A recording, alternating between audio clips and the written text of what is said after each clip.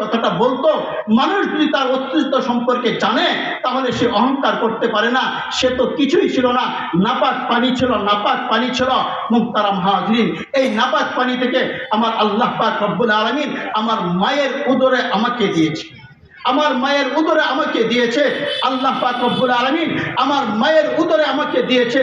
এই জায়গায় আসার পরে দ্বিতীয় জগৎ যেটা আলমে আরহাম, মায়ের উদর, এখানে আমরা থাকতে পারি নাই। কি বলেন? থাকতে পারছি? যখন আমার আল্লাহ পাক রব্বুল আলামিন এই সময়টা পূর্ণ হয়ে গিয়েছে, 10 মাস 10 দিন যখন পূর্ণ হয়ে গিয়েছে, আমার আল্লাহ পাক রব্বুল আলামিন আমাকে আলমে দুনিয়ার জগতে স্থানান্তরিত করেছেন। কি বলেন? দুনিয়ার জগতে স্থানান্তরিত করেন নাই? মুহতারাম হাজিরিন, এই জন্য রূহের জগৎটাও আমার স্থায়ী জগৎ না, এটা শুরু আছে, শেষ হয়ে গেছে। আলমে আরহাম, মায়ের উদর, এই জগৎটা এটাও শুরু আছে, শেষ হয়েছে।